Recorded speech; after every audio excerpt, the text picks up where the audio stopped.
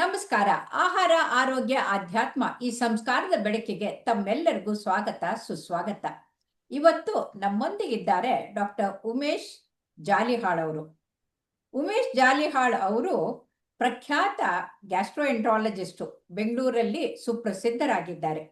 ಅವರು director of Karnataka gastro centre ಅಲ್ಲದೆ Saptagiri medical ಕಾಲೇಜ್ನಲ್ಲಿ professor head of the department ಆಗಿ ಕೂಡ ಕೆಲಸ ಮಾಡ್ತಾ ಇದ್ದಾರೆ. ಅದಲ್ಲದೆ ಅವರು president of society of gastroenterology in Karnataka ಆಗಿದ್ದಾರೆ. ಅದಲ್ಲದೆ ಅವರು ತಮ್ಮ ವೃತ್ತಿಯ ಜೊತೆಗೆ ಪ್ರವೃತ್ತಿ ಅಂತಂದ್ರೆ ಸಮಾಜ ಸೇವೆ ಮಾಡ್ತಾ ಇದ್ದಾರೆ. ಉಚಿತವಾಗಿ ಹೆಪಟೈಟಿಸ್ ಟೆಸ್ಟ್ ಮಾಡುವಂತ ಕೆಲಸವನ್ನ, ವಾಕಥಾನ್ಗಳನ್ನ ಪ್ರತಿ ವರ್ಷ ಮಾಡ್ತಾ ಬಂದಿದ್ದಾರೆ. ಅಂಥವ್ರಿಗೆ ಸ್ವಾಗತ, ಸುಸ್ವಾಗತ ಡಾಕ್ಟರ್ ಉಮೇಶ್ ಅವರೇ. ನಮಸ್ಕಾರ. ನಮಸ್ಕಾರ ಮೇಡಮ್. ನೀವು ದಯವಿಟ್ಟು ನಮಗೆ ಈ ವಾಕಥಾನ್ ಯಾಕೆ ಇಟ್ಕೊಂಡಿದ್ದೀರಾ, ಜುಲೈ 28ಕ್ಕೆ ಯಾಕೆ ಪ್ರಮುಖವಾಗಿ ಈ ವಿಶ್ವ ಆರೋಗ್ಯ ಸಂಸ್ಥೆ ಪ್ರಕಾರ ನೀವು ಈ ಹಿಪಟೈಟಿಸ್ ಅವೇರ್ನೆಸ್ ಪ್ರೋಗ್ರಾಮ್ನ ಇಟ್ಕೊಂಡಿದ್ದೀರಿ ಅಂತ ತಿಳಿಸಿ. ಯಾಕಂತಂದ್ರೆ ಕಾಮಾಲೆ ಕಣ್ಣಿನವ್ರಿಗೆ ಜಗತ್ತು ಕಣ್ಣು ಹಳದಿ ಕಾಣುತ್ತೆ ಅನ್ನೋದು ಸುಳ್ಳು ಅಂತ ನಮ್ಗೆಲ್ರಿಗೂ ವೈದ್ಯರಿಗೆ ಗೊತ್ತಿದೆ. ಯಾಕಂತಂದ್ರೆ ಕಣ್ಣು ಹಳದಿ ಆಗಿರುತ್ತೆ, ದೃಷ್ಟಿ ಹಳದಿ ಆಗಿರೋದಿಲ್ಲ, ಯಾವುದೂ ಹಳದಿ ಕಾಣೋದಿಲ್ಲ.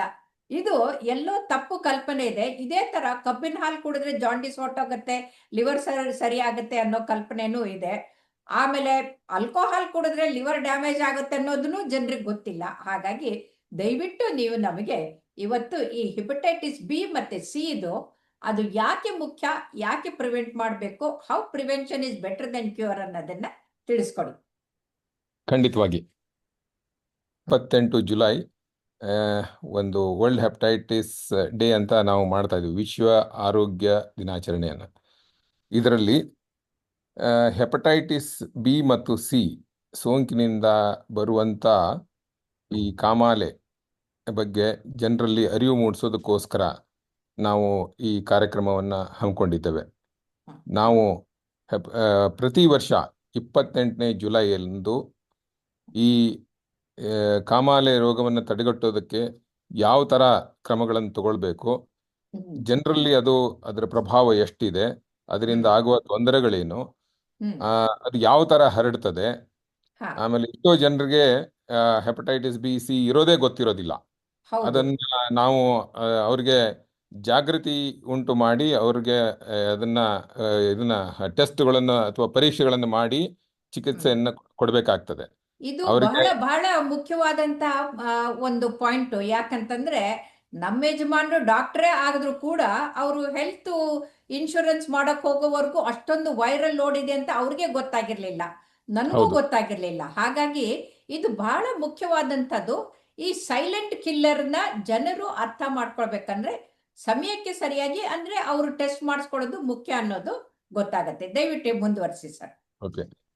ಸೊ ನಾವು ಈ ಅಭಿಯಾನದ ಮುಖಾಂತರ ಎಷ್ಟೊಂದು ರೋಗಿಗಳು ಅಥವಾ ಜನರಲ್ಲಿ ಈ ಸೈಲೆಂಟ್ ಕಿಲ್ಲರ್ ಅಂತ ನೀವೇನು ಹೇಳಿದ್ರಿ, ಹೆಪಟೈಟಿಸ್ ಬಿ ಸಿ ರಕ್ತದಲ್ಲಿ ಇರ್ತದೆ, ಸುಪ್ತಾವಸ್ಥೆಯಲ್ಲಿ ಇರ್ತದೆ, ಗೊತ್ತಾಗಿರೋದಿಲ್ಲ. ಅಂಥದನ್ನು ನಾವು ಪತ್ತೆ ಹಚ್ಚಿ ಅದನ್ನ ಚಿಕಿತ್ಸೆ ಕೊಡೋದಕ್ಕೆ ಪ್ರೇರೇಪಿಸ್ತೇವೆ.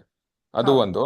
ನೆಕ್ಸ್ಟು ಅದು ಎಷ್ಟೊಂದು ಜನರಲ್ಲಿ ಹೆಲ್ತ್ ಕೇರ್ ವರ್ಕರ್ಸು ಇರ್ಬೋದು, ಆಸ್ಪತ್ರೆ ಸಿಬ್ಬಂದಿಯವರು ಇರ್ಬೋದು, ಅಥವಾ ಈ ಜನರ ಸಮಾಜದಲ್ಲಿ ಈ ಹೇರ್ ಕಟಿಂಗ್ ಸಲೂನ್ಗಳಲ್ಲಿ, IV ಡ್ರಗ್ ಯೂಸರ್ಸ್ ಅಲ್ಲಿ, ಆಮೇಲೆ ಟ್ಯಾಟೂ ಮಾಡೋದ್ರಿಂದ, ಕಿವಿ ಚುಚ್ಚೋದು, ಮೂಗು ಸುತ್ತಿಸೋದು ಮಾಡೋದ್ರಿಂದ, ಆಮೇಲೆ ಈ ಹಳ್ಳಿಗಳಲ್ಲಿ ಜಾಸ್ತಿ ಜನರಲ್ಲಿ ಮೊದಲು ಇದು ಆಗ್ತಿತ್ತು, ಹೋಮ್ ಡೆಲಿವರೀಸ್ ಆಗ್ತಿತ್ತು. ಅಲ್ಲಿ ಕಾಯಿಲೆ ಹರಡ್ತಿತ್ತು ಒಬ್ಬರಿಂದ ತಾಯಿಯಿಂದ ಮಗುವಿಗೆ. ಯಾಕಂದ್ರೆ ಶಾರ್ಪ್ ಆಬ್ಜೆಕ್ಟ್ಸ್, ಒಂದು ಬ್ಲೇಡ್ ಒಬ್ರಿಗೆ ಯೂಸ್ ಮಾಡಿರ್ತಾರೆ, ಇನ್ನೊಬ್ಬರಿಗೆ ಮತ್ತೆ ಯೂಸ್ ಮಾಡ್ತಾರೆ. ಹಾಗಾಗಿ ಅದು ಹರಡಿ ಅದು ಕಾಯಿಲೆ ಉಂಟು ಮಾಡ್ತಿತ್ತು. ಸೊ ಇದು ಎಷ್ಟೊಂದು ಜನರಿಗೆ ಗೊತ್ತಿಲ್ಲ. ಇದನ್ನ ನಾವು ಸ್ವಲ್ಪ ತಿಳುವಳಿಕೆ ಮೂಡಿಸ್ಬೇಕು, ಜನರ ಜಾಗೃತಿ ಉಂಟು ಮಾಡಬೇಕು. ಆ ದೃಷ್ಟಿಯಿಂದ ಈ ತರಹದಂತ ಒಂದು ಅಭಿಯಾನ. ಇದರಲ್ಲಿ ನಾವು ಏನ್ ಮಾಡ್ತೇವೆ ಅಂತ ಹೇಳಿದ್ರೆ, ಜನರಲ್ ಪಬ್ಲಿಕ್ ಅಥವಾ ಏನು ಸಾಮಾನ್ಯ ಜನರು ಅಷ್ಟೇ ಅಲ್ಲ, ಹೆಲ್ತ್ ಕೇರ್ ವರ್ಕರ್ಸು, ಅದರಲ್ಲಿ ಜನಪ್ರತಿನಿಧಿಗಳು, ರಾಜಕಾರಣಿಗಳಿರ್ಬೋದು. ಸೊ ಅವರು ಬಂದಾಗ ಸ್ವಲ್ಪ ಜನರು ಸೇರ್ತಾರೆ, ಅವರಿಗೆ ನಾವು ಅದನ್ನ ತಿಳಿಸಿ ಹೇಳ್ಬೋದು, ಹೀಗೆ ಹರಡುತ್ತೆ, ಈ ತರ ಇದಕ್ಕೆ ಪ್ರಿವೆಂಟಿವ್ ಸ್ಟೆಪ್ಸ್ ಇದೆ, ಇದಕ್ಕೆ ಟ್ರೀಟ್ಮೆಂಟ್ ಇದೆ, ಇದಕ್ಕೆ ಚಿಕಿತ್ಸೆ ಇದೆ ಅಂತ ಹೇಳಿದ್ರೆ ಓ ಹ್ಮ್ ಹೌದಾ ಅಂತ ಆವಾಗ ಅವರು ಮುಂದೆ ಬರ್ತಾರೆ. ಅದಕ್ಕೆ ಸ್ವಲ್ಪ ಅರಿವು ಮೂಡಿದ್ರೆ ಹೆಚ್ಚು ಹಾ ಹೆಚ್ಚು ಪರಿಣಾಮಕಾರಿಯಾಗಿ ಅದನ್ನ ಕಾಯಿಲೆಯನ್ನ ಅವರು ಚಿಕಿತ್ಸೆಗೆ ಒಳಪಡಿಸ್ಕೊಂಡು ಪರಿಹಾರ ಹ್ಮ್ ಮಾಡ್ಕೊಳ್ಬೋದು. ಹೌದು ಆಮೇಲೆ ಅದನ್ನ ಬೇಗನೆ ಪತ್ತೆ ಹಚ್ಚೋದು ಬಹಳ ಮುಖ್ಯ. ಹೌದು ಬೇಗನೆ ಪತ್ತೆ ಹಚ್ಚಿದ್ರೆ ನಾವು ಪರಿಣಾಮಕಾರಿಯಾದಂಥ ಒಂದು ಚಿಕಿತ್ಸೆಯನ್ನು ಕೊಟ್ರೆ ಹ್ಮ್ ಲಿವರ್ಗೆ ಸಿರೋಸಿಸ್ಗೆ ಹೋಗೋದು ಅದು ಮಾರಣಾಂತಿಕವಾಗಿ ಪರಿಣಮಿಸೋದಿಲ್ಲ. ಅದನ್ನ ಹಾಗಾಗಿ ನಿಲ್ಲಿಸ್ಬೋದು. ಹ್ಮ್ ಅದನ್ನು ನಾವು ತಡೆಗಟ್ಟೋದಕ್ಕೆ ಇಂಥ ಈ ವರ್ಲ್ಡ್ ಹೆಪಟೈಟಿಸ್ ಡೇ, ವಿಶ್ವ ಹ್ಮ್ ಆರೋಗ್ಯ ದಿನಾಚರಣೆಯನ್ನ ಮಾಡ್ತಾ ಹ್ಮ್ ಇದ್ದೇವೆ.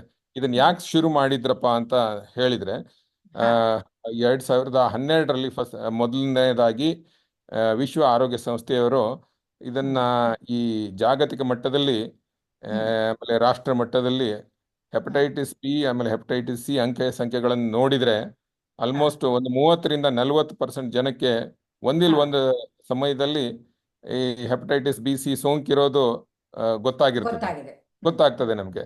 ಸೊ ಹೀಗಾಗಿ ಇದು ಜಾಗತಿಕ ಮಟ್ಟದಲ್ಲಿ ತುಂಬಾ ತೊಂದರೆ ಆಗುವಂತ ಒಂದು ಸ್ಥಿತಿ. ಸೊ ಅದಕ್ಕೆ ಹೌದು ನಾವು ಈಗಿಂದ ಪರಿಣಾಮಕಾರಿಯಾದಂಥ ಕ್ರಮಗಳನ್ನು ತಗೊಳ್ಳಿಲ್ಲ ಅಂತ ಹೇಳಿದ್ರೆ ಹಾ ಇದು HIV, ಮಲೇರಿಯಾ, ಹ್ಮ್ ಟ್ಯುಬರ್ಕ್ಯುಲೋಸಿಸ್ ಇಂಥ ಮುಂತಾದ ರೋಗಗಳಿಗಿಂತ ಹೆಚ್ಚಿನ ಹ್ಮ್ ಸಾವು ನೋವುಗಳನ್ನು ಉಂಟು ಮಾಡ್ಬೋದು ಅಂತ ಈ ಹ್ಮ್ ವಿಶ್ವ ಆರೋಗ್ಯ ಸಂಸ್ಥೆಯವರು ಮನಗಂಡ್ರು. ಹಾಗಾಗಿ ಹ್ಮ್ ಇದನ್ನ ಹ್ಮ್ ಎಲ್ಲ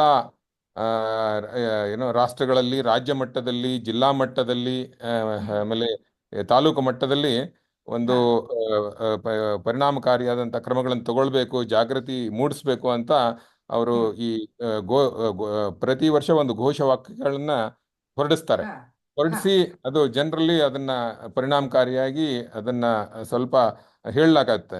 ಹಾ ಹಾಗಾಗಿ ಅದು ಜನರಿಗೆ ಒಂದು ಮುಟ್ಟುತ್ತೆ. ಓ, ಇದು ಒಂದು ಹೆಪಟೈಟಿಸ್ ಬಿ ಸಿ ಅನ್ನೋ ಒಂದು ಇಂಥ ಇನ್ಫೆಕ್ಷನ್ಸ್ ಇದಾವೆ, ನಾವು ಇದೆ ಅಂತ. ಮುಂಜಾಗ್ರತಾ ಹೌದು ಕ್ರಮಗಳನ್ನು ತಗೊಳ್ಬೇಕು ಹೌದು ಅಂತ. ಹೌದು ಈಗ ಹೌದು. ನೀವು ಅಂಕೆ ಸಂಖ್ಯೆಗಳನ್ನು ನೋಡಿದ್ರೆ ಹ್ಮ್ ಈ 2022ರಲ್ಲಿ 300 ಮಿಲಿಯನ್ ಹೆಪಟೈಟಿಸ್ ಬಿ ಸಿ ಹಾ ಸೋಂಕಿತರಿದ್ರು. ಹ್ಮ್ ಹ್ಮ್ ಆಮೇಲೆ ಇನ್ನೊಂದು ಅಂಕಿ ಸಂಖ್ಯೆ ಆಘಾತಕಾರಿ ಅನ್ಸೋದು ಅಂತ ಹೇಳಿದ್ರೆ ಆ, 22ರಲ್ಲಿ ಎರಡ್ ಹ್ಮ್ ಸಾವಿರದ ಇಪ್ಪತ್ತೆರಡರಲ್ಲಿ 50% ಜನರಷ್ಟು ಮಾತ್ರ ಈ ಹ್ಮ್ ಹೆಪಟೈಟಿಸ್ ಬಿ ವ್ಯಾಕ್ಸಿನ್ ಅಥವಾ ಲಸಿಕೆಯನ್ನ ಹುಟ್ಟಿದ ಮಕ್ಕಳು ಹ್ಮ್ ತಗೊಳ್ತಾರೆ. ಅದು ಎಲ್ಲರೂ ಹೌದು ತಗೊಳ್ಬೇಕಂತ ಯೂನಿವರ್ಸಲ್ ಇಮ್ಯುನೈಸೇಷನ್ ಪ್ರೋಗ್ರಾಮ್ ಅಲ್ಲಿ ಹೇಳಲಾಗ್ತಾ ಇದೆ. ಬಟ್ ಅದು ಹೌದು ಎಲ್ರಿಗೂ ಹೌದು ಮುಟ್ತಾ ಇಲ್ಲ. ಹೌದು. ಆಮೇಲೆ ಆಲ್ಮೋಸ್ಟ್ 1.3 ಮಿಲಿಯನ್ ಅಂದ್ರೆ 1 ಮಿಲಿಯನ್ ನಷ್ಟು ಜನ ಆ, ಹ್ಮ್ ಈ ಹೆಪಟೈಟಿಸ್ ಬಿ ಸಿ ಇದರಿಂದ ಸಾಯ್ತಾ ಇದ್ದಾರೆ. ಹ್ಮ್ ಹೊಸ ಇನ್ಫೆಕ್ಷನ್ಸು 2.2 ಮಿಲಿಯನ್ ಅಂದ್ರೆ ಆಲ್ಮೋಸ್ಟ್ ಹ್ಮ್ 2 ಮಿಲಿಯನ್ ಆಗ್ತಾ ಇದೆ. ಪ್ರತಿ ಹಾ ದಿವಸ 6,000 ಜನ ಸಾಯ್ತಾ ಇದ್ದಾರೆ ಈ ಓ ಸೋಂಕಿನಿಂದ. ಹ್ಮ್ ಆಮೇಲೆ ಒಂದು ಗಂಭೀರವಾದ ವಿಷಯ ಏನಪ್ಪಾ ಅಂತ ಹೇಳಿದ್ರೆ ಹ್ಮ್ ಬರೀ 13% ಜನಕ್ಕೆ ಅವ್ರಿಗೆ ಈ ಸೋಂಕಿದೆ ಅಂತ ಗೊತ್ತಿದೆ, ಉಳಿದವ್ರಿಗೆ ಗೊತ್ತೇ ಇರೋದಿಲ್ಲ.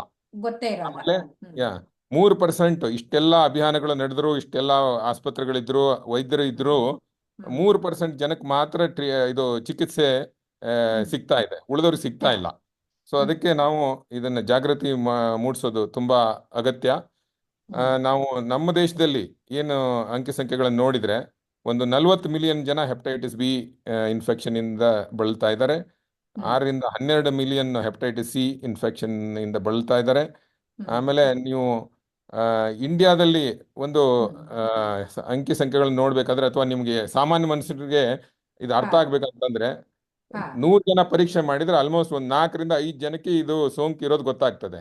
ಈಗ ಏನಾದರೂ ನೀವು ಆಸ್ಪತ್ರೆಗೆ ಹೋದ್ರೆ ಅಥವಾ ಹೌದು ಡಯಾಗ್ನೋಸ್ಟಿಕ್ ಹೌದು ಸೆಂಟರ್ಗೆ ಹೋದ್ರಿ ಅಥವಾ ಗರ್ಭಿಣಿ ಸ್ತ್ರೀಯಲ್ಲಿ ನೀವು ದಿನಾನು ಇದು ಅವರು ಇದು ಆಂಟಿನೆಂಟಲ್ ಚೆಕಪ್ಗೆ ಬಂದಾಗ ಪರೀಕ್ಷೆ ಹೌದು ಮಾಡಿಸಿದ್ರೆ ಅವ್ರಿಗೆ ಒಂದು 4-5 ಜನಕ್ಕೆ ಹೆಪಟೈಟಿಸ್ ಬಿ ಸೋಂಕಿರೋದು HbS-Ag ಪಾಸಿಟಿವ್ ಅಂತ ಹೌದು ಹೇಳ್ತೀವಿ ಆ ಬ್ಲಡ್ ಹೌದು ಟೆಸ್ಟ್ ಅಲ್ಲಿ. ಹೌದು. ಇದನ್ನ ನಾವು 1990ರಿಂದ ಜಯದೇವನಲ್ಲಿ ಹ್ಮ್ ಆಸ್ಪತ್ರೆಗೆ ಕ್ಯಾತ್ ಲ್ಯಾಬ್ಗೆ ಆಪರೇಷನ್ಗೆ ಹೋಗುವಾಗ ಪ್ರೋಟೋಕಾಲ್ ಮಾಡಿಕೊಂಡು ಹೇಗೆ ಹ್ಮ್ HIV ನೋಡ್ತಾ ಇದ್ವೋ ಹಾಗೆ HbS-Agನು ಕೂಡ ಮಾಡೋಕ್ ಶುರು ಮಾಡಿದ್ವಿ. ಓಕೆ. ಹಾಗಾಗಿ ನಮಗೆ ಅಷ್ಟು ಪೇಷಂಟ್ಗಳು ಡಿಟೆಕ್ಟ್ ಆಗ್ತಾ ಇದ್ವು.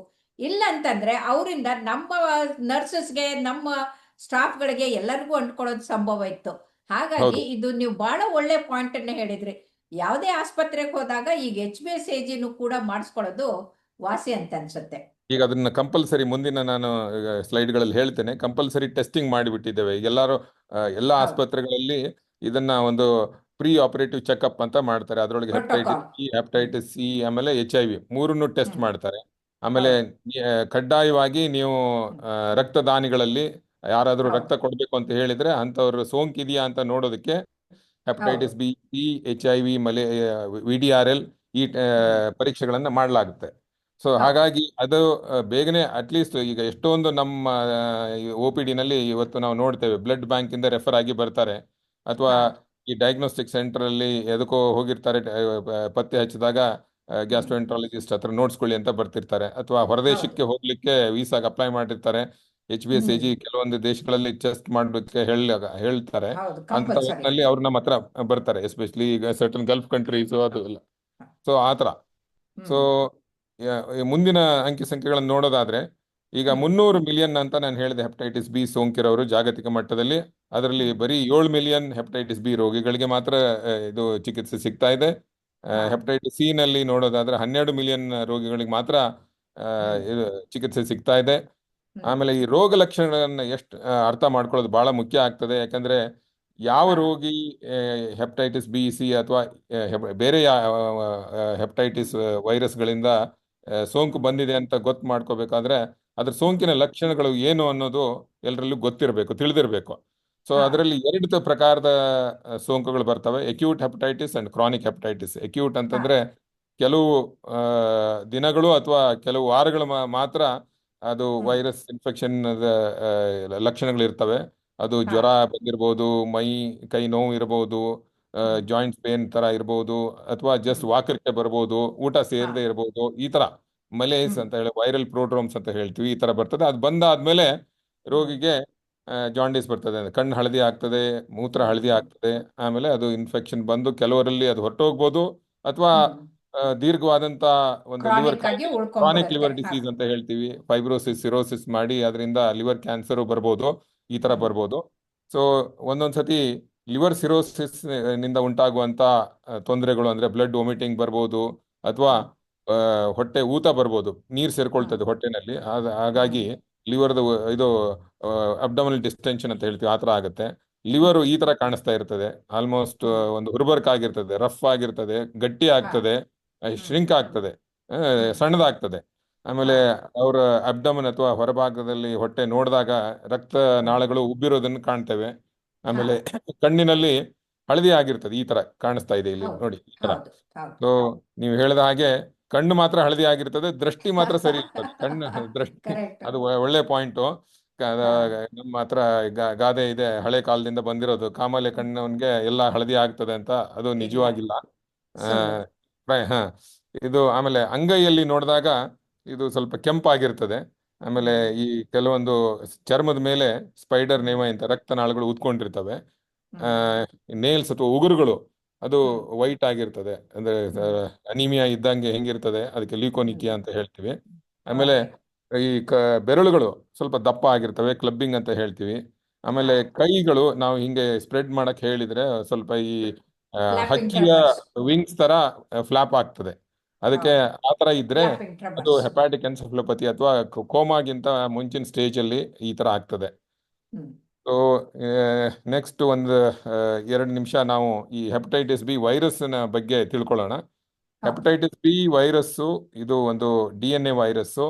ಈ ಹ್ಮ್. ವೈರಸ್ ಅನ್ನ ಹ್ಮ್. ಬ್ಲೂಮ್ಬರ್ಗ್ ಅಂತ ಒಂದು ವಿಜ್ಞಾನಿ ಕಂಡು ಹಿಡಿದ್ರು 1967, 1967ರಲ್ಲಿ. ಹಾ. ಅವತ್ತಿಂದ ಅವತ್ತಿನ ಅವರ ಸಂಶೋಧನೆಗೆ ನೊಬೆಲ್ ಪ್ರಶಸ್ತಿಯನ್ನು ಕೊಡಲಾಗಿದೆ. ಸೊ ಓ. ಆದ್ರಿಂದ ಅವತ್ತಿಂದ ಹೆಪಟೈಟಿಸ್ ಬಿ ಬಗ್ಗೆ ತುಂಬಾ ಸಂಶೋಧನೆ ನಡೀತಾ ಇದೆ. ಅದರ ಹಾ. ಪತ್ತೆ ಹಚ್ಚುವಿಕೆ ಇರಬಹುದು, ಪರೀಕ್ಷೆ ಮಾಡೋದಿರ್ಬೋದು, ಅದಕ್ಕೆ ಹ್ಮ್. ಚಿಕಿತ್ಸೆ ಇರ್ಬೋದು. ಹಾ. ಆದರೂ ಯಶಸ್ವಿಯಾದಂಥ ಒಂದು ಸಂಪೂರ್ಣವಾದಂಥ ಚಿಕಿತ್ಸೆ ಇನ್ನೂ ಬಂದಿಲ್ಲ. ಆದರೆ ಒಂದು ಬಂದಿಲ್ಲ. ಸಂತೋಷದ ವಿಚಾರ ಅಂತಂದ್ರೆ ಅದಕ್ಕೆ ಲಸಿಕೆ ಒಳ್ಳೆ ಇದೆ. ಔಷಧಿಗಳು ಬಂದಿದೆ, ವ- ಲಸಿಕೆ ವ- ಬಂದಿದೆ. ಲಸಿಕೆ ಬಂದಿದೆ. ನೀವು ಅದನ್ನ ನೀವು ಪ್ರಿವೆಂಟ್ ಮಾಡ್ಕೊಳ್ಬಹುದು, ಅಂದ್ರೆ ಬರ್ದಂಗೆ ನೋಡ್ಕೊಳ್ಬಹುದು ನೀವು ಹೌದು. ಜಾಗೃತರಾಗಿದ್ರೆ. ಬಂದ್ರೂ ಹೌದು. ಈಗ ಒಳ್ಳೆ ಮೆಡಿಸಿನ್ ಇದು ಔಷಧಿಗಳಿದಾವೆ, 2 ಮಾತ್ರೆ ಇದೆ. ಅದಕ್ಕೆ ಎಂಟಿಕವೀರ್ ಅಂತ ಇದೆ, ಟೆನಿಫೋವಿರ್ ಅಲ್ಫನಮೈಡ್ ಅಂತ ಇದೆ, ಮುಂದೆ ಹೇಳ್ತೇನೆ ನಾನು. ಸೊ ಅದು ಹ್ಮ್. ತಗೊಂಡ್ರೆ ವೈರಸ್ ಬೆಳಿದಂಗೆ ನಾವು ನೋಡ್ಕೊಳ್ಬಹುದು. ಆದ್ರೆ ಹಾ. ಅದು ಸಂಪೂರ್ಣವಾಗಿ ಅದನ್ನ ತೊಡೆದು ಹಾಕಕ್ಕಾಗಲ್ಲ. ಅದೇ ಓಕೆ. ರೀತಿಯಾಗಿ ಇದು ಹೆಪಟೈಟಿಸ್ ಬಿ ಇದು ಸ್ಟ್ರಕ್ಚರು. ಇದನ್ನ ನೋಡಿದ್ರೆ ಇದು ಒಂಥರ ಚೆಂಡಿನ ಆಕಾರದಲ್ಲಿ ಇರ್ತದೆ. ಇದು ಹ್ಮ್. ಮುಳ್ಳಿನ ತರ ಮೇಲೆ ಸರ್ಫೇಸ್ ಆಂಟಿಜನ್ ಅಂತ ಇರ್ತವೆ. ಅದರ ಹ್ಮ್. ಗರ್ಭದಲ್ಲಿ ನೋಡಿದ್ರೆ ಒಂದು ನ್ಯೂಕ್ಲಿಯೋ ಕ್ಯಾಪ್ಸಿಡ್ ಅಂತ ಇರುತ್ತದೆ, ಇದು ಸ್ಟ್ರಕ್ಚರು. ಓಕೆ. ಹ್ಮ್. ಇದರ ಸಹಾಯದಿಂದ ವೈರಸ್ಸು ಅದು ಲಿವರಲ್ಲಿ ಒಂದ್ಸತಿ ಹೋದ್ರೆ ಬೆಳೀತಾ ಹೋಗ್ತದೆ. ಅದನ್ನ ದೇಹಕ್ಕೆ, ನಮ್ಮ ಶರೀರಕ್ಕೆ ಸಂಪೂರ್ಣವಾಗಿ ನಿರ್ಮೂಲನೆ ಮಾಡಕ್ ಆಗೋದಿಲ್ಲ. ಇದು ಅಂದ್ರೆ ಲಿವರ್ಗೆ ಹೋದಾಗ. ಬೆಳೆಯೋದಂದ್ರೆ ಆಕಾರ ದೊಡ್ಡದಾಗೋದಿಲ್ಲ, ಮಲ್ಟಿಪ್ಲೈ ಆಗಿ ನಂಬರ್ ಹೆಚ್ಚಾಗಿ ಹೋಗ್ಬಿಡುತ್ತೆ. ಹೌದು, ಆಮೇಲೆ ಹೌದು, ಆ ಸೆಲ್ ಅನ್ನ ಒಡೆದ್ಬಿಟ್ಟು ಹೊರಗಡೆ ಬಂದ್ಬಿಡುತ್ತವು. ಹೌದು. ಹಾ. ಹಾಗೆ ಮಲ್ಟಿಪ್ಲೈ ಆಗ್ತಾ ಹೋಗ್ತದೆ. ಹ್ಮ್. ಓಕೆ. ಇದು ಲಿವರ್ನಲ್ಲಿ ಒಳಗಡೆ ಹೋದಾಗ ಹೇಗೆ ಇದು ಸೋಂಕು ಉಂಟಾಗಿ ಇದು ಹೆಪಟೋಸೈಟ್ಸ್ ಅಥವಾ ಜೀವಕೋಶಗಳು, ಯಕೃತ್ತಿನ ಜೀವಕೋಶಗಳು ಇರ್ತವೆ. ಹ್ಮ್. ಜೀವಕೋಶಗಳಲ್ಲಿ ಹಾನಿ ಉಂಟು ಮಾಡಿ ಅದನ್ನು ಉರಿಯೂತ ತರ ಮಾಡಿ ಇನ್ಫ್ಲಮೇಷನ್ ಅಂತ ಆಗ್ತದೆ.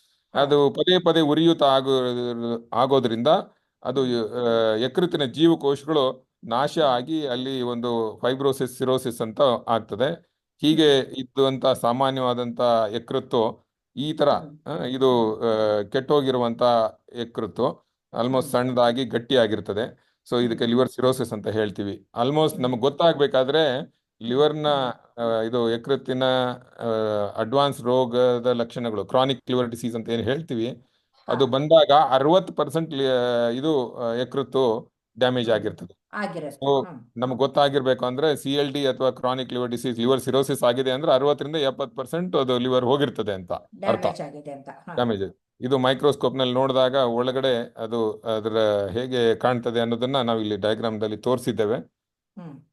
ಇದು ಹೇಗೆ ಹರಡ್ತದೆ ಅನ್ನೋದು ತಿಳ್ಕೊಳ್ಳೋದು ಬಹಳ ಮುಖ್ಯ. ಈ ಹ್ಮ್. ಸ್ಲೈಡಲ್ಲಿ ನಾವು ತೋರಿಸ್ದಂಗೆ ಅದು ಸೂಜಿಯನ್ನು ಒಬ್ಬರಿಂದ ಒಬ್ರು ಯೂಸ್ ಮಾಡಿದ್ದ ಸೂಜಿಯನ್ನು ಇನ್ನೊಬ್ರು ಪದೇ ಪದೇ ಉಪಯೋಗಿಸಿದ್ರೆ, ಮೊದಲಿನ ಕಾಲದಲ್ಲಿ ಹ್ಮ್. ಹಳ್ಳಿಗಳಲ್ಲಿ ಹೋದ್ರೆ ಒಂದು ದೊಡ್ಡ ಕ್ಯೂ ಇರ್ತಿತ್ತು ಆಸ್ಪತ್ರೆಯಲ್ಲಿ. ಒಂದು ಹೌದು. ರೋಗಿಗೆ ಉಪಯೋಗಿಸಿದ ಸೂಜಿ ಮತ್ತೆ ಸ್ವಲ್ಪ ಬಿಸಿನೀರಲ್ಲಿ ಹಾಕಿ ಮತ್ತೆ ಇನ್ನೊಂದು ರೋಗಿಗೆ ಹೌದು. ಉಪಯೋಗಿಸ್ತಿದ್ರು. ಹೌದು. ಹೌದು. ಹೀಗಾಗಿ ಅದು ಹರಡ್ತಿತ್ತು. ಅಂದ್ರೆ ಪದೇ ಪದೇ ಹೌದು. ಹೌದು. ಮರುಬಳಕೆ, ಈ ಸೂಜಿಯ ಮರುಬಳಕೆಯಿಂದ ಅದು ಹರಡ್ತಿತ್ತು. ಅದು ಯಾಕೆ ಅಂತಂದ್ರೆ ಆವಾಗ ಆ ಸೂಜಿನ ಬಾಯ್ಲಿಂಗ್ ವಾಟರ್ಗೆ ಹಾಕೋರು. ಆದ್ರೆ ಹೌದು, ಈ ಹಿಪಟೈಟಿಸ್ ಬಿ ವೈರಸ್ ಇದೆ ಅಲ್ಲ, 10 ಗಂಟೆ ಕುದಿಸಿದ್ರು ಅದು ಸಾಯಲ್ಲ. ಅದು ಸಾಯಲ್ಲ. ಗೊತ್ತಿರ್ಲಿಲ್ಲ. ಹಾ, ಅದು ಅದು ಗೊತ್ತಿರ್ಲಿಲ್ಲ. ಗೊತ್ತಿಲ್ದೇನೆ ಸುಮ್ನೆ ಹಾಕ್ಬಿಟ್ಟು ತೆಗೆದು ಕೊಡೋರು. ಇದರಿಂದ ತೊಂದರೆ ಆಗೋದು. ಹೌದು. ಅದು ಡಿಸ್ಪೋಸಬಲ್ ಸಿರಿಂಜ್ ಈಗ ಬಂದಿರೋದ್ರಿಂದ ಈಗ ಡಿಸ್ಪೋಸಬಲ್ ಬಂದಿದೆ. ಆಸ್ಪತ್ರೆಗಳಲ್ಲಿ, ಸೊ ಈಗ ಅದು ಅದರ ಒಂದು ಪ್ರಮಾಣ, ಆ ಹರಡುವಿಕೆಯನ್ನು ನಾವು ತಡೆಗಟ್ಟಬಹುದು. ಕಾಡಬಹುದು. ಆಮೇಲೆ ಹೌದು. ವೈದ್ಯಕೀಯ ಉಪಕರಣಗಳು, ಸಲಕರಣೆಗಳನ್ನ ಎಸ್ಪೆಷಲಿ ಈ ಹಲ್ಲಿನ ಚಿಕಿತ್ಸೆಯಲ್ಲಿ, ಆಮೇಲೆ ಬೇರೆ ವೈದ್ಯಕೀಯ ಸೌಲಭ್ಯಗಳನ್ನ ನಾವು ಯಾವಾಗ ಇದನ್ನ ಮಾಡ್ತೇವೆ, ಉಪಯೋಗಿಸ್ತೇವೆ, ಆವಾಗ ಹ್ಮ್. ಮರುಬಳಕೆಯಲ್ಲಿ ಬಹಳ ನಾವು ಜಾಗೃತರಾಗಿರ್ಬೇಕು. ಸ್ಟೆರಿಲೈಸೇಷನ್ ಮಾಡಬೇಕು. ಸ್ಟೆರಿಲೈಸೇಷನ್ ಹೌದು. ಮಾಡಬೇಕು. ಅದು ಇಂಪಾರ್ಟೆಂಟು. ಅದೇ ರೀತಿಯಾಗಿ ಈ ಕ್ಷೌರಿಕರಲ್ಲಿ ಜಾಗೃತಿಯನ್ನು ಉಂಟು ಮಾಡೋದು ಆ ನಮ್ದು ಒಂದು ಈ ವೆರಿ ಗುಡ್ ಅಭಿಯಾನದ ಪಾಯಿಂಟ್. ಮುಖ್ಯ ಉದ್ದೇಶ. ನಾವು ಹೌದು. ಇವಾಗ ಇದರೊಳಗೆ ಅಭಿಯಾನದಲ್ಲಿ ಏನ್ ಮಾಡಿದೀವಿ ಅಂದ್ರೆ, ಆಲ್ರೆಡಿ ನಮ್ಮ ಇವರು ಡ್ಯೂಟಿ ಡಾಕ್ಟರ್ಸು, ಹೆಲ್ತ್ ವರ್ಕರ್ಸು, ಈ ಹ್ಮ್. ಹೇರ್ ಕಟಿಂಗ್ ಸಲೂನ್ ಅನ್ನ ಹ್ಮ್. ವಿಸಿಟ್ ಮಾಡಿ ಅವರಿಗೆ ಒಂದು ಹ್ಮ್. ತರವಾದಂತ ಕೌನ್ಸಿಲಿಂಗ್ ಅಥವಾ ಸ್ವಲ್ಪ ಮಾಡೋದು. ಜಾಗೃತಿಯನ್ನು ಉಂಟು ಮಾಡ್ತಾ ಇದ್ದಾರೆ. ಅದು ಹೇಗೆ ಹರಡುತ್ತೆ ಅದು ಅಂತ ಹೊಸ ಅದನ್ನ. ಆಮೇಲೆ ಮುಡಿ ಕೊಡಕ್ಕೆ ಅಂತ ಕೂದಲು ಕತ್ತರಿಸ್ಕೊಳಕ್ಕೆ ಕರೆಕ್ಟ್, ದೇವ್ರ ಕರೆಕ್ಟ್. ಕೊಡಕ್ ಹೋದಲ್ಲಿ ಅಲ್ಲೂ ಕೂಡ ಬರ್ಬೋದು. ಅಲ್ಲೂ ಆಗತ್ತೆ, ಅಲ್ಲೂ ಆಗತ್ತೆ. ಅದಕ್ಕೆ ಅಲ್ಲಿ ಪ್ರಾಪರ್ ಸ್ಟೆರಿಲೈಸೇಷನ್ ಮಾಡಬೇಕು, ಅವನ್ನ ಶುದ್ಧೀಕರಣ ಆಗಬೇಕು. ಅದಕ್ಕೆ ಒಂದು ನಾವು ಸೈಡೆಕ್ಸ್ ಅಂತ ಬಳಸ್ತೇವೆ, ಈ ಇಲ್ಲ, ಎಂಡೋಸ್ಕೋಪಿಕ್ ಹೊಸ ಸ್ಟೆರಿಲೈಸೇಷನ್ ಬ್ಲೇಡೆ ಮಾಡ್ಬೇಕಾದ್ರೆ. ತಗೊಂಡ್ ಹೋದ್ರು ಆಯ್ತು. ಹೊಸ ಅಲ್ಲ, ಬ್ಲೇಡ್ ತಗೊಂಡ್ ಅದನ್ನಾದ್ರೂ ಹೋದ್ರೆ ಯೂಸ್ ಮಾಡಬೇಕು. ಅಥವಾ ನಮ್ಮ ಜನಗಳು ಸ್ವಲ್ಪ ದುಡ್ಡು ಜಾಸ್ತಿ ಖರ್ಚಾದ್ರೂ ಪರವಾಗಿಲ್ಲ, ಬಹಳ ಅದರ ಬಗ್ಗೆ ತಲೆ ಕೆಡಿಸ್ಕೋಬಾರ್ದು. ಅವರು ಇದನ್ನ ಜಾಸ್ತಿ ಪೇ ಮಾಡಿದ್ರೆ they can use new equipments, ಹೊಸ ಹೌದು. ಉಪಕರಣಗಳನ್ನ, ಹೊಸ ಬ್ಲೇಡು, ರೇಸರ್ಸು, ಇಕ್ವಿಪ್ಮೆಂಟ್ಸ್ ಉಪಯೋಗಿಸ್ಬೋದು. ಹ್ಮ್. ಅಥವಾ ಹ್ಮ್. ಹೆಪಟೈಟಿಸ್ ಬಿ ಸೋಂಕಿದೆ ಅಂತ ರೋಗಿ ಗೊತ್ತಾದ್ರೆ ಹ್ಮ್. ಅವನು ತಂದೆ ಆದಂತ ಒಂದು ಉಪಕರಣಗಳನ್ನ ಮಾಡ್ಕೊಳ್ಬೇಕು, ಈ ಇಲ್ಲ, ರೆಗ್ಯುಲರ್ ಅದ್ ಸೇವಿಂಗ್. ಮಾಡಕ್ಕೆ ಹೋಗದೆ ಇರೋದು ವಾಸಿ ಅಂತ ಅಯ್ಯ, ಕಡೆಗೆ. ಮಾಡಕ್ ಹೋಗದೆ ಇರ್ಬೋದು, ತಾವೇ ಮನೆಯಲ್ಲಿ ಮಾಡ್ಕೊಳ್ಬೋದು. ಅಥವಾ ಹೌದು. ಬೇರೆ ಕಡೆನೆ ಮಾಡಿಸ್ಬೇಕು ಅಂತ ಹೇಳಿದ್ರೆ ಹೋಗಿ ಹೇಳ್ಬೇಕು, ಈ ತರ ನನ್ಗೆ ಪ್ರಾಬ್ಲಮ್ ಇದೆ, ಅದು ಇವರೇ ಒಂದು ಕಿಟ್ ತಗೊಂಡು ಹೋಗ್ಬೇಕು ಅದ್ರೊಳಗೆ. ಹೌದು. ಅವಾಗ ಹ್ಮ್. ಅದನ್ನ ಮರುಬಳಕೆ ಆಗೋದಿಲ್ಲ. ಹಾಗಾಗಿ ಹೌದು. ಅದನ್ನ ನಾವು ಅದರ ಏನೋ ಹರಡುವಿಕೆಯನ್ನು ತಡೆಯಬಹುದು. ಹೌದು, ಆಮೇಲೆ ಬಹಳ ಮುಖ್ಯ. ತಾಯಿಯಿಂದ ಮಗುವಿಗೆ ಹರಡೋದನ್ನ ನಿಲ್ಲಿಸಬೇಕು ಅಂತ ಹೇಳಿದ್ರೆ, ಗರ್ಭಿಣಿ ಸ್ತ್ರೀಯರಲ್ಲಿ ನಾವು ಕಡ್ಡಾಯವಾಗಿ ಹೆಪಟೈಟಿಸ್ B, C ಸೋಂಕಿನ ಬಗ್ಗೆ ಪರೀಕ್ಷೆ ಮಾಡೋದು. ಪಾಸಿಟಿವ್ ಹ್ಮ್. ಬಂದ್ರೆ ಅಂತವ್ರಿಗೆ ರಕ್ಷಣೆ ಕೊಡೋದು, ಹ್ಮ್. ಯೂನಿವರ್ಸಲ್ ಪ್ರಿಕಾಷನ್ಸ್ ತಗೊಳ್ಳೋದು ಅಂತ, ಹ್ಮ್. ಸ್ತ್ರೀಯರಿಗೆ ಹುಟ್ಟಿದ ಮಕ್ಕಳಿಗೆ ಹ್ಮ್. ಲಸಿಕೆಯನ್ನು ಕೊಡುವುದು. ಹಾ. ಇವು ಬಹಳ ಮುಖ್ಯ ಆಗ್ತದೆ. ಸರ್, ಅದು ಇಲ್ಲ ಈಗ ಅಂತಂದ್ರೆ ಆ ಗರ್ಭಿಣಿಗೆ ಪಾಸಿಟಿವ್ ಇದೆ ಅಂತ ಗೊತ್ತಾದ್ರೆ ಅವಳಿಗೆ ಮಾತ್ರೆ ಕೊಡ್ಬೋದಾ? ಇದು ಆಂಟಿವೈರಲ್ ಔಷಧಿ ಆ ಕೊಡ್ಬೋದು, ಮಗುವಿನ ಮೇಲೆ ಕೊಡ್ಬೋದು. ತೊಂದ್ರೆ ಆ, ಆಗಲ್ವಾ? ಈ- ಈಗ ಕೊಡ್ಬೋದು. ಇದು ಹ್ಮ್. ನಾವು ಗರ್ಭಿಣಿ ಸ್ತ್ರೀಯರಲ್ಲೂ ಹ್ಮ್. ಅದು HBV ವೈರಲ್ ಲೋಡ್ ಅಂತ ಹೇಳ್ತೀವಿ. ಅದು ತುಂಬಾ ಹಾ. ಜಾಸ್ತಿ ಇದ್ರೆ, ಅದು ಟೆನ್ ಹಾ. ರೇಸ್ ಟು ಫೈವ್ ಆಲ್ಮೋಸ್ಟ್ ಹಾ. ಅಷ್ಟು ಜಾಸ್ತಿ ಇತ್ತು ಅಂತ ಹೇಳಿದ್ರೆ, ಆ, ಹಾ. ನಾವು 27ನೇ ವಾರದ ನಂತರ ಹಾ. ಈ ಮೆಡಿಸಿನ್ ಕೊಡ್ಬೋದು. ಅದರೊಳಗೆ ಹಾ. ಕೆಲವೊಂದು ಮೆಡಿಸಿನ್ ಇವನ್ ಟೆನಿಫಿವಿರ್ ಅಂತ ಇದೆ, ಅಂತ ಟೆಲ್ಬಿವುಡಿನ್ ಅಂತ ಇದೆ. ಈ ಮಾತ್ರೆಗಳನ್ನ ಪ್ರೆಗ್ನೆನ್ಸಿನಲ್ಲಿ ಅವರು ಸುರಕ್ಷಿತವಾಗಿ ನಾವು ಉಪಯೋಗಿಸಬಹುದು. ಏನೂ ತೊಂದರೆ ಆಗೋದಿಲ್ಲ. ಸೊ ಗರ್ಭಿಣಿ ಸ್ತ್ರೀಯರಲ್ಲಿ ಮಾತ್ರೆ ಕೊಡ್ಬೋದು. ಹುಟ್ಟಿದ ಅವರ ಹೆರಿಗೆ ಟೈಮಲ್ಲಿ ಹುಟ್ಟಿದಂತ ಮಗುಗೆ ಪ್ಯಾಸಿವ್ ಅಂಡ್ ಆಕ್ಟಿವ್ ಇಮ್ಯುನೈಸೇಷನ್ ಅಂದ್ರೆ ವ್ಯಾಕ್ಸಿನ್ ಕೊಡ್ಬೋದು, ವ್ಯಾಕ್ಸಿನ್ ಹೆಪಟೈಟಿಸ್ ಕೊಡ್ಬೋದು. ಬಿ ಇಮ್ಯುನೋಗ್ಲೋಬ್ಲಿನ್ ಅಂತ ಕೊಡ್ತೀವಿ ಮೇಡಮ್ ಇದಕ್ಕೆ. Okay, okay. ಮಕ್ಕಳಿಗೆ ಹುಟ್ಟಿದ ತಕ್ಷಣ ಗರ್ಭಿಣಿ ಸ್ತ್ರೀಯರಿಗೆ ಹೆಪಟೈಟಿಸ್ ಬಿ ವೈರಸ್ ಸೋಂಕಿದ್ರೆ ಅದಲ್ದೇನೆ first dose of the vaccine 6 ಗಂಟೆಯಲ್ಲಿ ಕೊಡಬೇಕು. ಆವಾಗ ಅವರಿಗೆ ಹೆಪಟೈಟಿಸ್ ಬಿ ಸೋಂಕು ತಾಗೋದಿಲ್ಲ. ಸೊ ಇದು ತರ ಮುಂಜಾಗ್ರತೆ ಕ್ರಮಗಳನ್ನ ತಗೊಂಡ್ರೆ ನಾವು ಬಹಳ ಸೋಂಕನ್ನ ಮುಖ್ಯ. ತಡೆಗಟ್ಟಬಹುದು. ಸೊ ಮುಂದಿನ ಸ್ಲೈಡಿಗೆ ಹೋಗೋದಾದ್ರೆ, ಇದು ಮಾತ್ರೆಗಳು ಅಥವಾ ಔಷಧಿಗಳ ಬಗ್ಗೆ ನಾವು 2 ನಿಮಿಷ ನೋಡೋದಾದ್ರೆ, ಈ ಹೆಪಟೈಟಿಸ್ ಬಿಗೆ ಮೊದಲು ಇಂಟರ್ಫೆರಾನ್, ಲ್ಯಾಮಿವಿಡಿನ್ ಅಂತ ಉಪಯೋಗಿಸ್ತಾ ಇದ್ವಿ. ಅದರಿಂದ ಸ್ವಲ್ಪ ಸೈಡ್ ಇಫೆಕ್ಟ್ಸ್ ಇತ್ತು, ಎಫೆಕ್ಟಿವ್ ಆಗಿ ತುಂಬಾ ಇರಲಿಲ್ಲ. Side effects. ಹೌದು. ಹೌದು, ಅದಕ್ಕೆ ನಾವು ಅವನ್ನ ಇವಾಗ ಆಲ್ಮೋಸ್ಟ್ ನಿಲ್ಸಿದ್ದೇವೆ. ಈಗ 2 ಮಾತ್ರೆಯನ್ನ ಉಪಯೋಗಿಸ್ತೇವೆ, ಟೆನಿಫೋವಿರ್ ಅಲ್ಫನಮೈಡ್ ಆಮೇಲೆ ಎಂಟಿಕವೀರ್ ಅಂತ. ಎಂಟಿಕವೀರ್ 0.5 mg, ಟೆನಿಫೋವಿರ್ ಅಲ್ಫನಮೈಡ್ 25 mg ಅಂತ ಇಲ್ಲಿ ತೋರಿಸ್ತೇನೆ ಮುಂದಿನ ಇದ್ರೊಳಗೆ. ಸೊ ಈಗ ಕಾಣ್ತದೆ ಇಲ್ಲಿ 2 ಹೆಪಟೈಟಿಸ್ ಬಿಗೆ ಉಪಯೋಗಿಸ ಆಗತ್ತೆ. ಹೆಪಟೈಟಿಸ್ ಸಿಗೆ ಒಂದು ಸೋಫೋಸ್ಬುವಿರ್, ವೆಲ್ಪಾಟ್ಸುವಿರ್ ಅಂತ ಕಾಂಬಿನೇಷನ್ ಇರೋ ಮಾತ್ರೆ 3 ತಿಂಗಳ ಈ ಮಾತ್ರೆ ತಗೊಂಡ್ರೆ 100% ನಾವು ಹೆಪಟೈಟಿಸ್ ಸಿ ನ ಆಲ್ಮೋಸ್ಟ್ ನಿರ್ಮೂಲನೆ ಮಾಡ್ಬೋದು. ಅಂದ್ರೆ ಕ್ಯೂರ್ ಮಾಡ್ಬೋದು, ಸಂಪೂರ್ಣ ಗುಣಪಡಿಸಬಹುದು. ಸಂಪೂರ್ಣ ಗುಣ ಆಗುವಂತ ಚಿಕಿತ್ಸೆ ಇದೆ. ಅದಕ್ಕೆ ಹೆಪಟೈಟಿಸ್ ಸಿ ಇದ್ರೆ ನೀವು ಭಯ ಪಡುವ ಅಗತ್ಯ ಇಲ್ಲ. ಒಂದು ಪ್ರಾಬ್ಲಮ್ ಅಂದ್ರೆ ಹೆಪಟೈಟಿಸ್ ಸಿ ನಲ್ಲಿ ಲಸಿಕೆ ಇಲ್ಲ, ಆದ್ರೆ ಒಂದು ಪರಿಣಾಮಕಾರಿಯಾದಂತ ಚಿಕಿತ್ಸೆ ಇದೆ, ಔಷಧಿ ಇದೆ. ಔಷಧಿ ಇದೆ. ಸೊ ಅದನ್ನ ನೀವು 3 ತಿಂಗಳ ತಗೊಂಡ್ರೆ ಹೆಪಟೈಟಿಸ್ ಸಿ ಆಲ್ಮೋಸ್ಟ್ ಸಂಪೂರ್ಣವಾಗಿ ಗುಣಪಡಿಸಬಹುದು. ಹೆಪಟೈಟಿಸ್ ಬಿಗೆ ವೈರಸ್ ಬೆಳೀದಂಗೆ ಈ ಮಾತ್ರೆ ಕೊಟ್ರೆ ನಾವು ತಡೆಗಟ್ಟಬಹುದು. ಆಮೇಲೆ ಅದರಿಂದ ಆಗುವಂತ ಪರಿಣಾಮಗಳು ಅಂದ್ರೆ ಲಿವರ್ ಸಿರೋಸಿಸ್ ಆಗಲಿ, ಹೆಪಟೋಸಿಲ್ಲರ್ ಕಾರ್ಸಿನೋಮಾ ಆಗಲಿ, ಅದನ್ನ ನಾವು ತಡೆಗಟ್ಟಬಹುದು. ಲಸಿಕೆ ತಗೊಂಡ್ರೆ ಅದು ಬರೋದೇ ಇಲ್ಲ. ಸೊ ಅದು ಬಹಳ ಉತ್ತಮ. ಸೊ ಅದು ಒಂದು ಪಾಯಿಂಟು. ನೆಕ್ಸ್ಟ್, ಇದು ಲಸಿಕೆ ಬಗ್ಗೆ. ಹೆಪಟೈಟಿಸ್ ಬಿ ಲಸಿಕೆಯನ್ನ ಮಕ್ಕಳಿಗೂ ಕೊಡ್ಬೋದು, ಆಮೇಲೆ ವಯಸ್ಕರಿಗೂ ಕೊಡ್ಬೋದು. ವಯಸ್ಕರಿಗೆ ಆದ್ರೆ ಆಲ್ಮೋಸ್ಟ್ ಒಂದು 1 ml ಡೆಲ್ಟಾಯ್ಡ್ ಇದ್ರೊಳಗೆ ಕೊಡ್ತೇವೆ, ಶೋಲ್ಡರ್ ಇದ್ರ ಹತ್ರ. ಅಲ್ಲಿ ನಾವು 3 ಹಂತದಲ್ಲಿ ಕೊಡ್ತೇವೆ ಅದನ್ನು. ಒಂದು ಇವತ್ತು ಕೊಟ್ರೆ 2ನೇ ಲಸಿಕೆಯನ್ನ 1 ತಿಂಗಳ ಬಿಟ್ಟು, 3ನೇ ಲಸಿಕೆಯನ್ನ 3ನೇ ಡೋಸು ಅದು 6 ತಿಂಗಳ ಬಿಟ್ಟು ಕೊಡ್ತೇವೆ. ಇದು ಲಸಿಕೆ ಕೊಡುವ ರೀತಿ. ಸೊ ಈ ವಿಶ್ವ ಆರೋಗ್ಯ ಸಂಸ್ಥೆಯವರು 6 ಕ್ರಮಗಳನ್ನ ಹೇಳಿದ್ದಾರೆ ಇದನ್ನ ಹೆಪಟೈಟಿಸ್ ಬಿ ಸಿ ನ ಹೇಗೆ ನಾವು ಹತೋಟಿಗೆ ತರಬಹುದು ಅನ್ನೋದ ದೃಷ್ಟಿಯಲ್ಲಿ. ಒಂದು, ಸ್ಟೆರೈಲ್ ಇಂಜೆಕ್ಷನ್ಸ್, ಅಂದ್ರೆ ಇದನ್ನ ರೆಗ್ಯುಲರ್ ಆಗಿ ಸೂಜಿಗಳನ್ನ, ಡಿಸ್ಪೋಸಬಲ್ ಸೂಜಿಗಳನ್ನು ಉಪಯೋಗಿಸ್ಬೇಕು. ಆಮೇಲೆ ವೈದ್ಯಕೀಯ ಉಪಕರಣಗಳನ್ನ, ಸಲಕರಣೆಗಳನ್ನ ನಾವು ಪ್ರಾಪರ್ ಆಗಿ ಸ್ಟೆರಿಲೈಸೇಷನ್ ಮಾಡಬೇಕು. Practise safe sex, say no to unsafe sex. ಆಮೇಲೆ ರೇಸರ್ಸ್ ಅಂಡ್ ಬ್ಲೇಡ್ಸ್ ಅದನ್ನ ಆದಷ್ಟು ರೀಯೂಸ್ ಮಾಡಬಾರ್ದು. ಟ್ಯಾಟೂಯಿಂಗ್, ಪಿಯರ್ಸಿಂಗ್, ಈಗ ಕಿವಿ ಚುಚ್ಸೋದು, ಮೂಗು ಚುಚ್ಸೋದು ಅಥವಾ ಹಚ್ಚೆ ಹಾಕ್ಸೋದು ಇರುತ್ತಲ್ಲ, ಬಹಳ ಕೇರ್ಫುಲ್ ಆಗಿರ್ಬೇಕು. ಅಲ್ಲಿ ಹೊಸ ಸೂಜಿಗಳನ್ನ ಉಪಯೋಗಿಸ್ಲಿಕ್ಕೆ ನಾವು ಇನ್ಸಿಸ್ಟ್ ಮಾಡಬೇಕು. ಅದರಿಂದ ದೂರ ಇದ್ರೇನೆ ಒಳ್ಳೇದು. ಆದ್ರೂ ಯಾರಿಗಾದ್ರೂ ಶೋಕಿ ಇತ್ತು ಮಾಡ್ಲೇಬೇಕು ಅಂತ ಹೇಳಿದ್ರೆ ಒಂದು ಮುಂಜಾಗ್ರತಾ ಕ್ರಮಗಳನ್ನ ತಗೊಂಡು ಒಳ್ಳೆ ಸೂಜಿಗಳನ್ನು ಬಳಸಬೇಕು. ಆಮೇಲೆ ಲಸಿಕೆ ಇದು ಹೇಳಿದೆ ನಿಮ್ಗೆ ಆಲ್ರೆಡಿ. ಹೆಪಟೈಟಿಸ್ ಬಿಗೆ ಹುಟ್ಟಿದ 6 ಗಂಟೆ ಒಳಗಡೆ active and passive immunisation, H BIG ಅಂತ ಇರ್ತದೆ, ಹೆಪಟೈಟಿಸ್ ಬಿ ಇಮ್ಯುನೋಗ್ಲೋಬ್ಲಿನ್. ಆಮೇಲೆ ಲಸಿಕೆ. ನೋ ಯುವರ್ ಸ್ಟ್ಯಾಟಸ್, ಅಂದ್ರೆ ನಮ್ಗೆ ಎಷ್ಟೊಂದು ಜನಕ್ಕೆ ಪರೀಕ್ಷೆ ಮಾಡ್ಕೊಳ್ಳಿಲ್ಲ ಅಂದ್ರೆ ನನ್ಗೆ ಇದೆಯೋ ಇಲ್ಲ ಅಂತಾನೆ ಗೊತ್ತಾಗೋದಿಲ್ಲ. ಅದಕ್ಕೆ ನಿಯಮಿತವಾಗಿ ಕಡ್ಡಾಯವಾಗಿ ಎಲ್ಲರೂ ವಯಸ್ಕರು ಒಂದು ಹೆಪಟೈಟಿಸ್ ಬಿ ಟೆಸ್ಟ್ ಅನ್ನ, HbSAg ಟೆಸ್ಟ್ ಪರೀಕ್ಷೆಯನ್ನ ಒಂದು ಲ್ಯಾಬ್ರೋಟರಿನಲ್ಲಿ ಮಾಡಿಸ್ಕೊಂಡ್ರೆ ಒಳ್ಳೇದು. ಸೊ 2025 ಥೀಮಿನ ಪ್ರಕಾರ ಲೆಟ್ಸ್ ಬ್ರೇಕ್ ಇಟ್ ಡೌನ್ ಅಂತ ಹೇಳ್ತಾರೆ. ಇದು WHO ದವರು, ವಿಶ್ವ ಆರೋಗ್ಯ ಸಂಸ್ಥೆಯವರು. ಅವರ ಈಗ ಹೆಪಟೈಟಿಸ್ ಬಿಗೆ ಒಂದು ಈ ಕಳಂಕ ಅಂಟ್ಕೊಂಡಿದೆ, ಇದು ಅಂಟು ರೋಗ ಅಂತ. ಅವ್ರಿಂದ ನಾವು ದೂರ ಇರಬೇಕು. ಆ ರೋಗಿಗಳನ್ನ ಒಂದು ತರ ತುಚ್ಛವಾಗಿ ನೋಡ್ತಿರ್ತದೆ, ಕೆಲವರು ನೋಡ್ತಿರ್ತಾರೆ. ಅಂತ ಸಂದರ್ಭದಲ್ಲಿ ನಾವು ಅದನ್ನ ಮಾಡಬಾರ್ದು. ಯಾಕಂದ್ರೆ ಇದು ಸ್ಟಿಗ್ಮಾ ಅಥವಾ ಕಳಂಕ ಏನು ಬಂದಿರೋದು ಅವ್ರ ತಪ್ಪಿನಿಂದ ಆಗಿದ್ದಲ್ಲ. ಇದು ಮೆಡಿಕಲ್ ಇಶ್ಯೂ. ಅವ್ರೇನು ಎಥಿಕಲಿ ಅಂತದೇನೋ ತೊಂದರೆ ಮಾಡ್ಕೊಂಡಿರೋದಿಲ್ಲ ಅಥವಾ ಮಾಡಿರೋದಿಲ್ಲ ಅವ್ರ ಕೈಯಾರೆ. ಸೊ ಅದಕ್ಕೆ ನಾವು ಅವ್ರಿಗೆ ಏನಪ್ಪ ಹೇಳೋದು, ಎಲ್ರಿಗೂ ಹೇಳೋದು ಏನಂತ ಹೇಳಿದ್ರೆ, ನಿಯಮಿತವಾಗಿ ಕಡ್ಡಾಯವಾಗಿ ಪರೀಕ್ಷೆಯನ್ನು ಮಾಡಿಸ್ಕೊಳ್ಳಿ. ಆಮೇಲೆ ಚಿಕಿತ್ಸೆನೂ ತಗೊಳ್ಳಿ, ಗೆಟ್ ಟೆಸ್ಟೆಡ್ ಅಂತ ಹೇಳ್ತೀವಿ. ಆಮೇಲೆ ಲಸಿಕೆನೂ ಹಾಕ್ಸ್ಕೊಳ್ಳಿ. ಈಗ ಓಕೆ. ಎಷ್ಟೊಂದು ಜನಕ್ಕೆ ಈವನ್ ವಯಸ್ಕರು, ಮೊದಲು ಏನು ಹೇಳ್ತಿದ್ವಿ, ಕ್ಲೋಸ್ ಕಾಂಟ್ಯಾಕ್ಟ್ಸ್, ಯಾರಿಗಾದ್ರೂ ಹೆಪಟೈಟಿಸ್ ಬಿ ಸಿ ಇತ್ತಂತಂದ್ರೆ ಅಂತ ಮನೆಯಲ್ಲಿ ಅವ್ರ ಸುತ್ತಮುತ್ತ ಮನೆಯಲ್ಲಿ ವಾಸ ಮಾಡೋರು ಅಥವಾ ಹೆಂಡತಿಗಿದ್ರೆ ಗಂಡ, ಗಂಡನಿಗಿದ್ರೆ ಅವ್ರ ಇದು ಸಂಗಾತಿಗಳಿಗೆ ಅದು ಅವ್ರ ಮಕ್ಕಳು, ಸಂಗಾತಿಗಳಿಗೆ ಸಂಗಾತಿಗಳಿಗೆ. ಅದನ್ನ ಮಾಡಿಸ್ಕೊಳ್ಳಿ ಅಂತ ಹೇಳ್ತಿದ್ವಿ. ಈಗ ಹ್ಮ್ ಎಲ್ರಿಗೂ, ಆಲ್ಮೋಸ್ಟ್ ಎಲ್ಲ ವಯಸ್ಕರಿಗೂ ಹೇಳ್ತೇವೆ, ಹೆಪಟೈಟಿಸ್ ಬಿ ವೈರಸ್ಗೆ ನೀವು ಇದನ್ನ ಲಸಿಕೆ ಹಾಕ್ಸ್ಕೊಂಡ್ ಬಿಡಿ. 3 ಡೋಸ್ ಹೌದು ವ್ಯಾಕ್ಸಿನ್ ಹಾಕ್ಸ್ಕೊಂಡ್ ಬಿಟ್ರೆ ಯು ಆರ್ ಸೇಫ್. ಆಮೇಲೆ ಈಗ ಹೌದು. IBD ಅಂತ ಒಂದು ಟ್ರೀಟ್ಮೆಂಟ್ ಇರ್ತದೆ, ರುಮಟಾಲಜಿಕಲ್ ಕಂಡೀಷನ್ಸ್ ಇರ್ತದೆ. ಈಗ ಹಾ ಸ್ಟೀರಾಯ್ಡ್ಸು, ಇಮ್ಯುನೋಸಪ್ರೆಷನ್ ಮೆಡಿಸಿನ್ಸು, ಕೀಮೋಥೆರಪಿ ಎಲ್ಲ ಯೂಸ್ ಮಾಡುವಂತ ಸಂದರ್ಭದಲ್ಲಿ ನಾವು ಇದನ್ನ ಹೌದು ಕಡ್ಡಾಯವಾಗಿ ಹೆಪಟೈಟಿಸ್ ಬಿ ಟೆಸ್ಟ್ ಮಾಡ್ತೇವೆ. ಅವ್ರೇನಾದ್ರೂ ಪಾಸಿಟಿವ್ ಇದ್ರೆ ಅವ್ರಿಗೆ ವ್ಯಾಕ್ಸಿನ್, ಟ್ರೀಟ್ಮೆಂಟ್ ಕೊಡ್ತೇವೆ.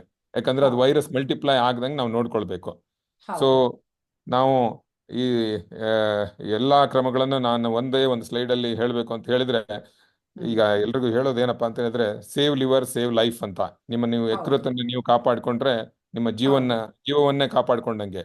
ಸೊ ಹೌದು. ಅದಕ್ಕೆ ಈ ವರ್ಲ್ಡ್ ಹೆಪಟೈಟಿಸ್ ಡೇ ಅಥವಾ ವಿಶ್ವ ಹ್ಮ್ ಆರೋಗ್ಯ ದಿನಾಚರಣೆಯ ಅಂಗವಾಗಿ ನಾನು ಹೇಳೋದೇನಪ್ಪಾ ಅಂತಂದ್ರೆ, ಅಥವಾ ಹ್ಮ್ ಬಯಸೋದೇನಪ್ಪಾ ಅಂತಂದ್ರೆ, ಎಲ್ರಿಗೂ wish hepatitis free life to everyone. Hmm thank you.